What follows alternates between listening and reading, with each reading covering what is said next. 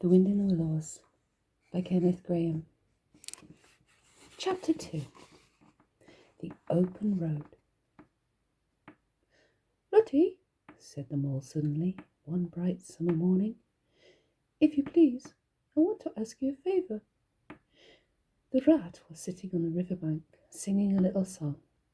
He had just composed it himself, so he was very taken up with it, and would not pay proper attention to mole or anything else.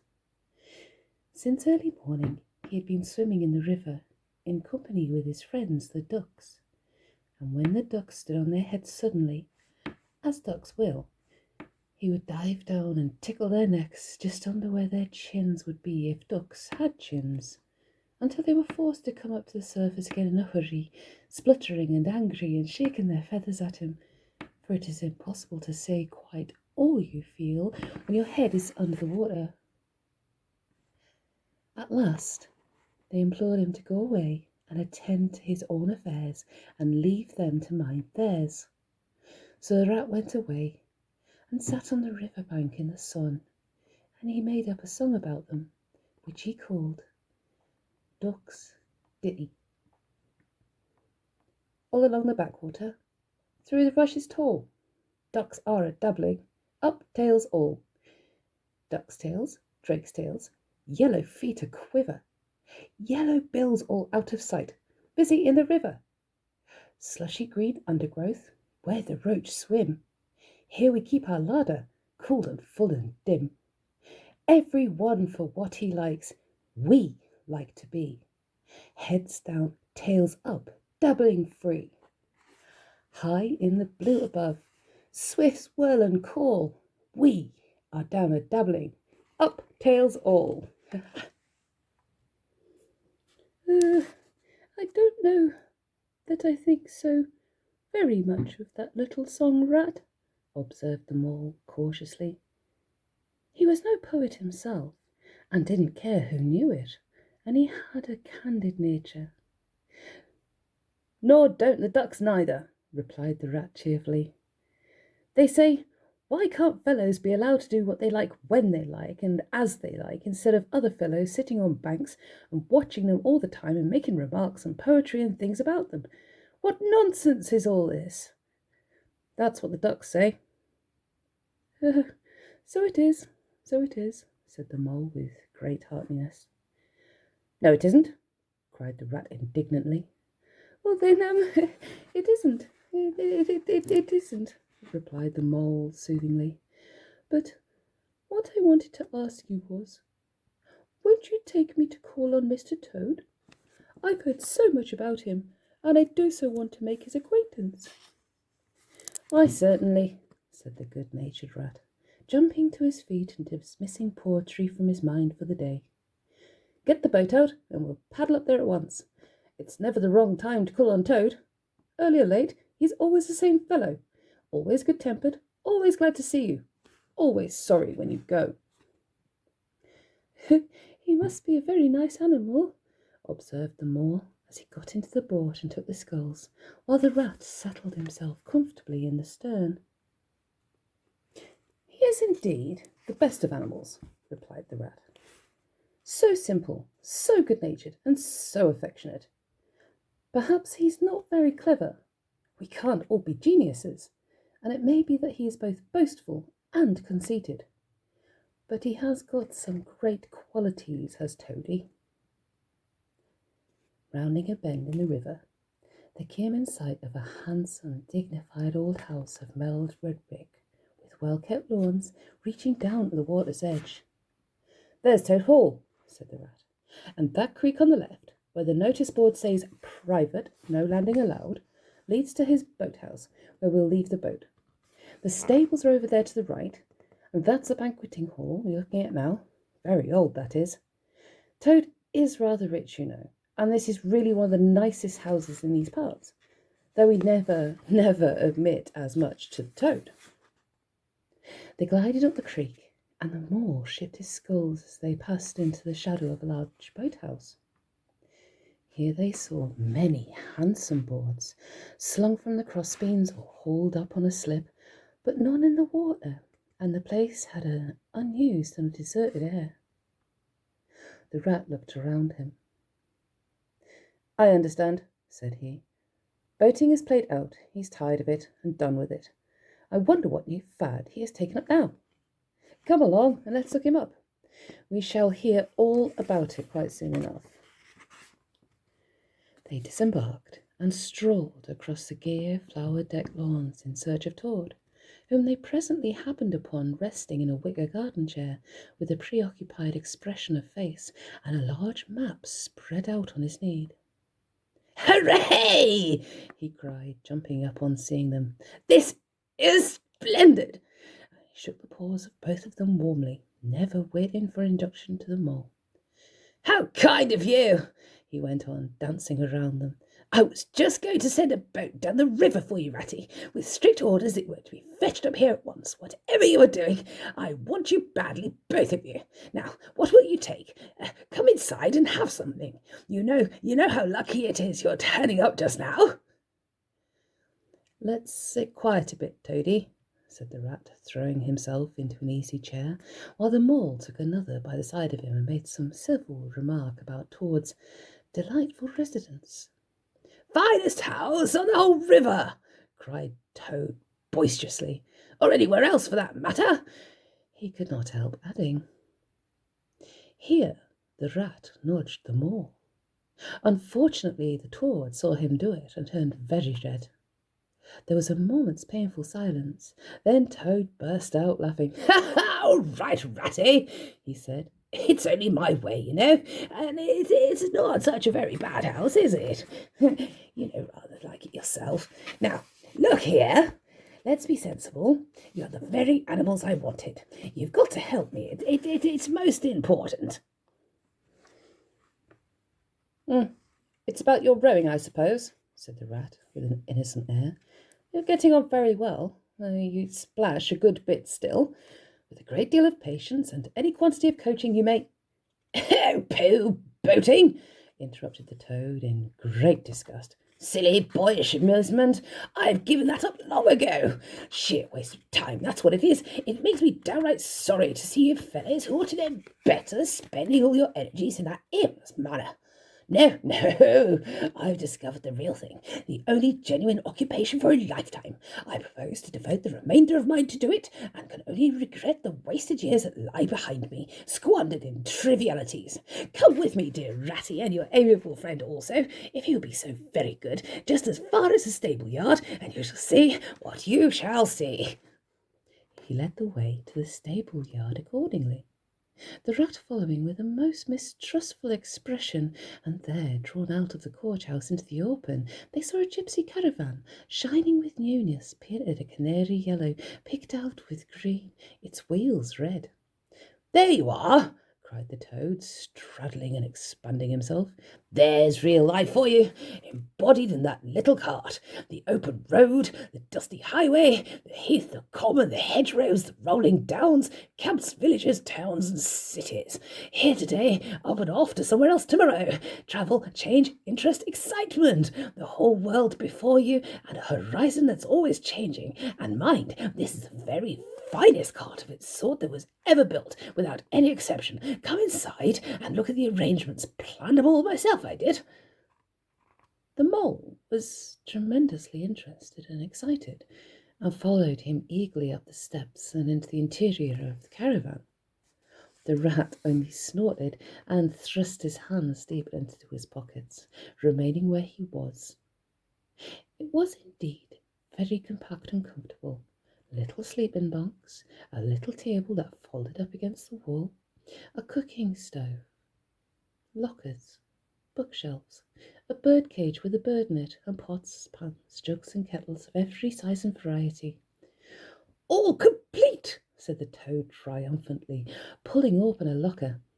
"Here, you see, biscuits, potted lobster, sardines, everything you possibly want. Soda water here, baccy over there, letter paper, bacon, jam, cards, and dominoes you'll find," he continued as they descended the steps again. "You'll find that nothing whatever has been forgotten, and then we can make our start this afternoon."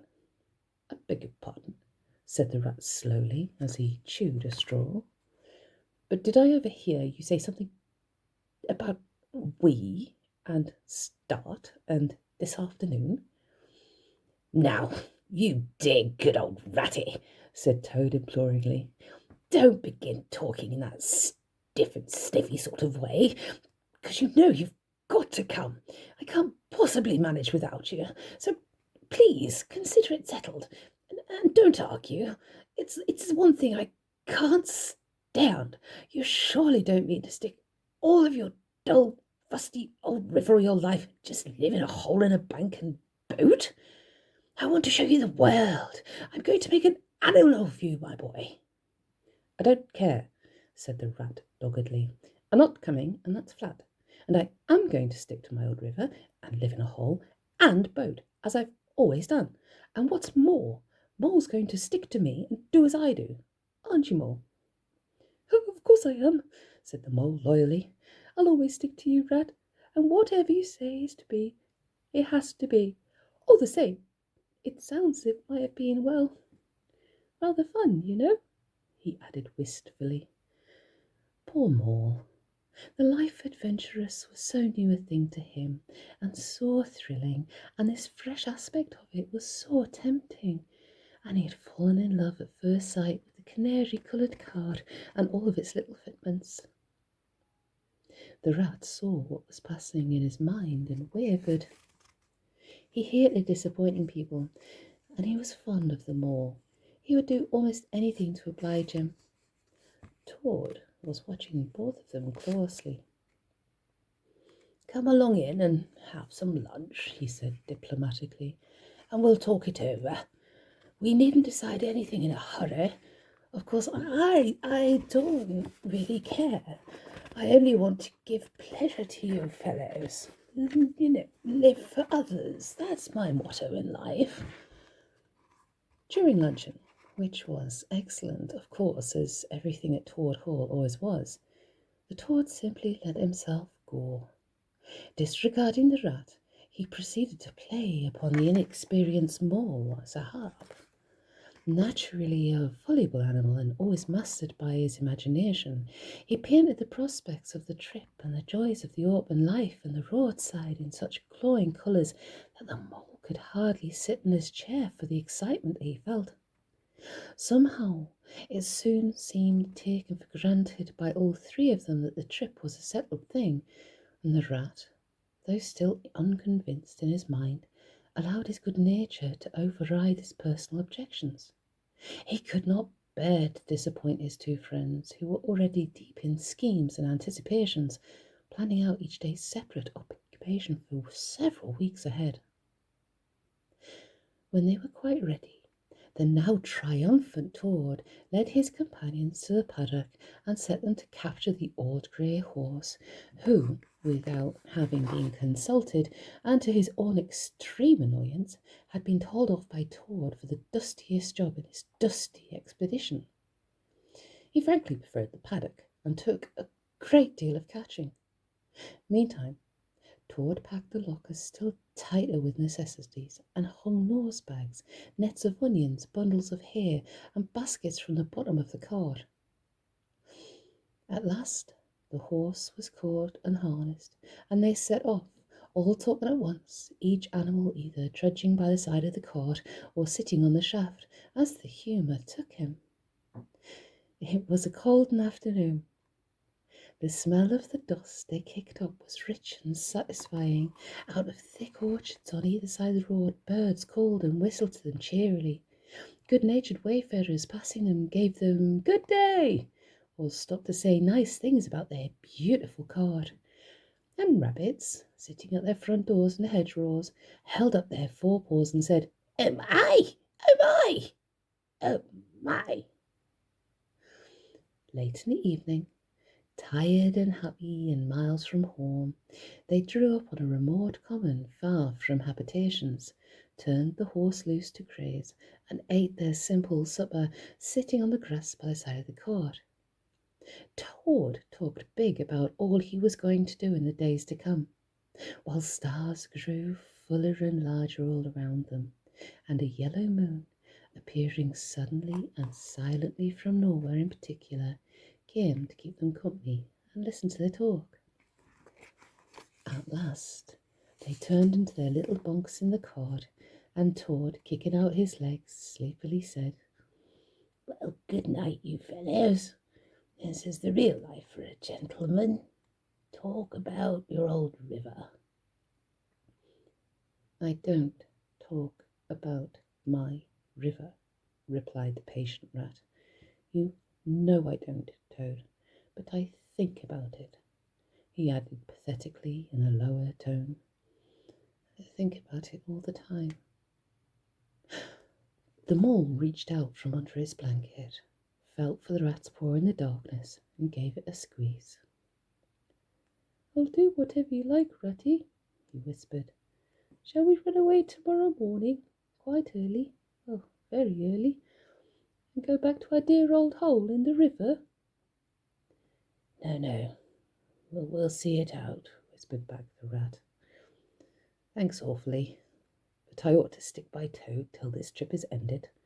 It wouldn't be safe for him to be left to himself. It won't take very long. His fads never do. Good night." The end was indeed nearer than even the rat suspected. After so much open air and excitement, the Toad slept very soundly, and no amount of shaking could rouse him out of bed the next morning. So the mole and rat turned to quietly and manfully, and while the rat saw to the horse and lit the fire and cleaned last night's cups and platters and got things ready for breakfast, the mole trudged off to the nearest village, a long way off, for milk and eggs and various necessities that the Toad had, of course, forgotten to provide. The hard work had all been done, and the two animals were resting, thoroughly exhausted by the time the Toad appeared on the scene, fresh and gay, remarking what a pleasant, easy life it was they were all leading now, after the cares and worries and fatigues of housekeeping at home. They had a pleasant ramble that day over grassy downs and along narrow by-lanes, and camped as before on a common, only this time the two guests took care that Toad should do his fair share of the work. In consequence, when the time came for starting next morning, Toad was by no means so rapturous about the simplicity of the primitive life, and indeed attempted to resume his place in his bunk, whence he was hauled by force. Their way lay, as before, across country by narrow lanes, and it was not till the afternoon that they came out on the high road, their first high road.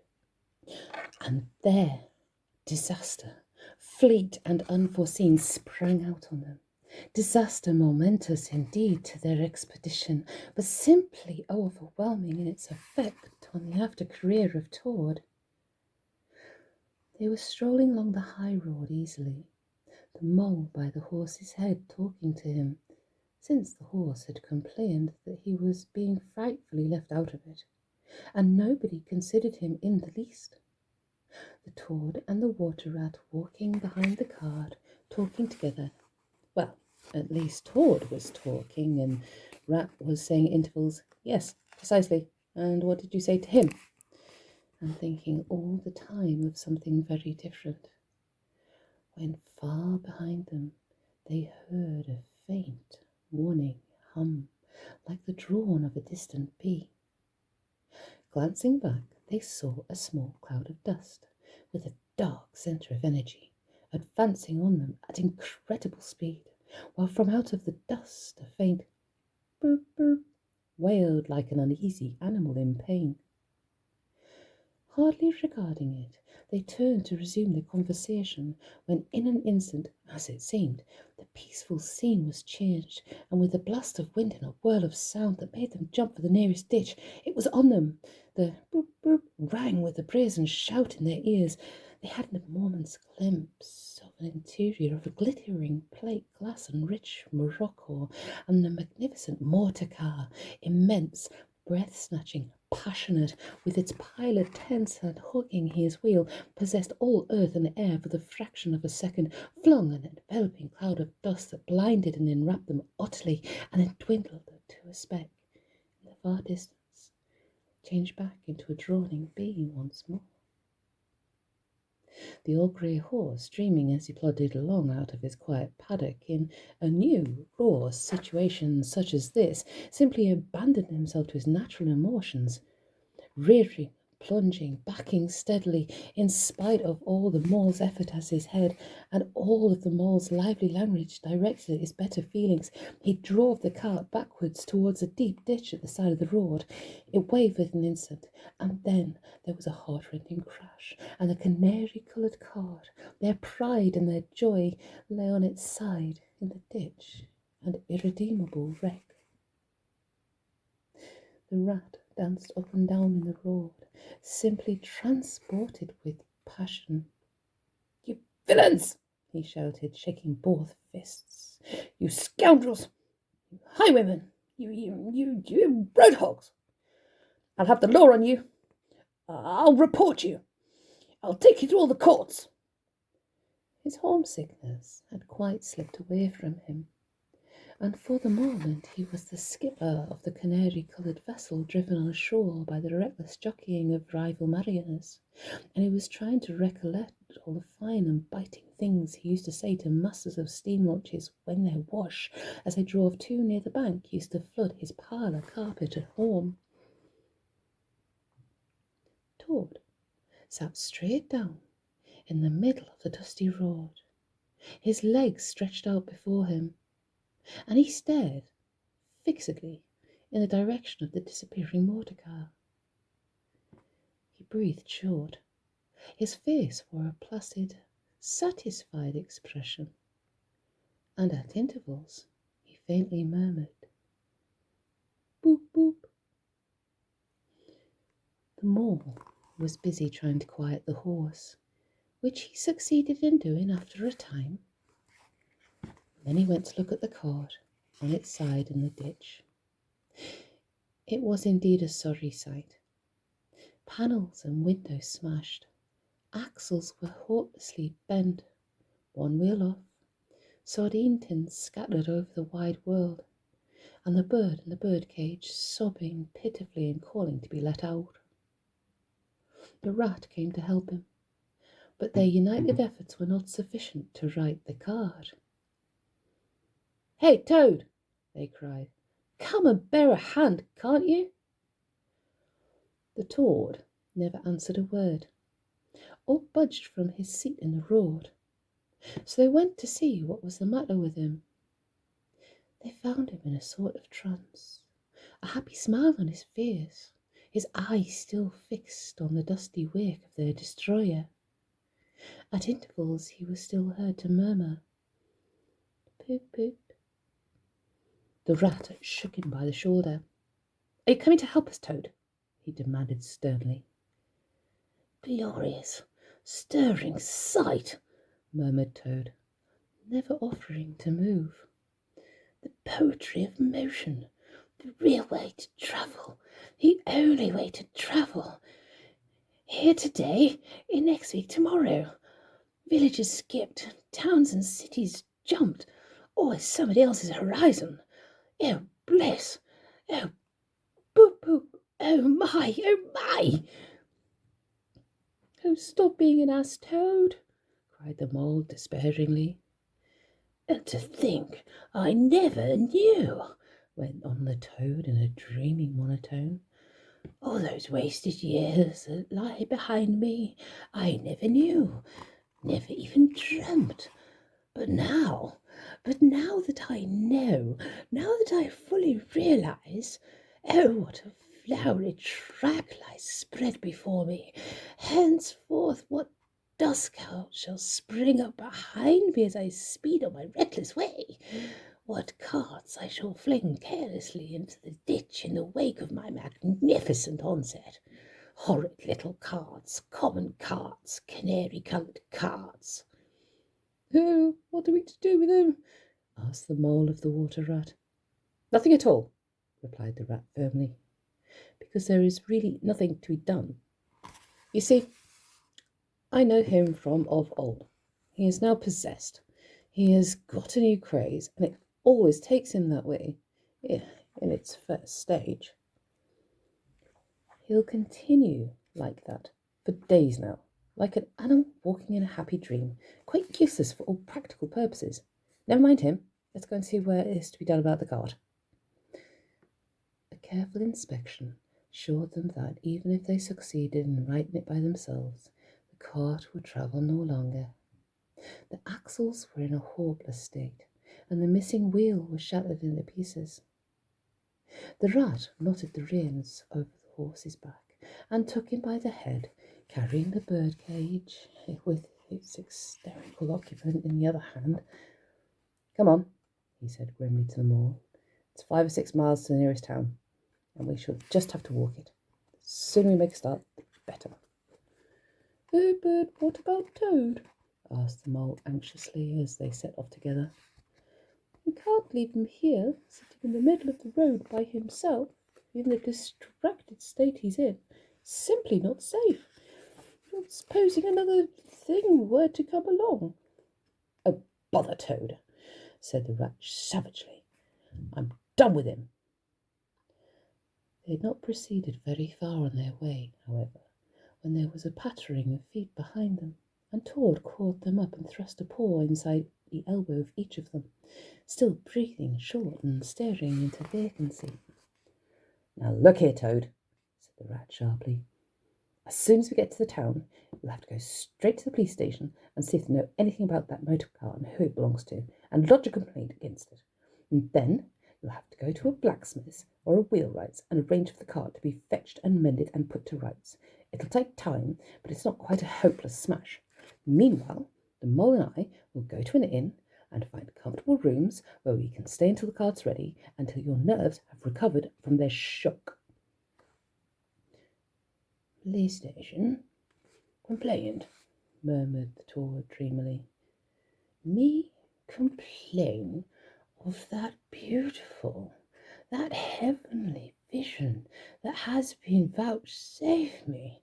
Mend the cart? I've done with carts forever. I never want to see the cart or to hear of it again. Oh, Ratty, you can't think how obliged I am to you for consenting to come on this trip. I wouldn't have gone without you, and then I might never have seen that swan, that sunbeam, that thunderbolt. I might never have heard that entrancing sound or smelt that bewitching smell. I owe it all to you, my best of friends." The rat turned from him in despair. "You see what it is?"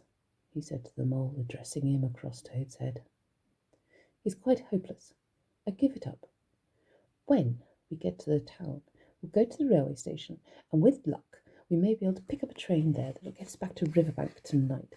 And if ever you catch me going a-pleasuring with this provoking animal again—" He snorted, and during the rest of that weary trudge addressed his remarks exclusively to Moore. On reaching the town, they went straight to the station and deposited Toad in the second-class waiting room, giving the porter twopence to keep a strict eye on him. They then left the horse at an inn stable and gave what directions they could about the cart and its contents. Eventually, a slow train having landed them at a station not very far from Toad Hall, they escorted the spellbound, sleepwalking Toad to his door, put him inside it, and instructed his housekeeper to feed him, undress him, and put him to bed. Then they got out their boat from the boathouse. They sculled down the river and went home. At a very late hour, they sat down to supper in their own cosy riverside parlour, and to the rat's great joy and contentment. The following evening, the mole, who had risen late and taken things very easy all day, was sitting on the bank fishing, when the rat, who had been looking up his friends and gossiping, came strolling along to find him. "Heard the news?" he said. "There's nothing else being talked about, all along the riverbank. Toad went up to town by an early train this morning, and he has ordered a large and very expensive motor car."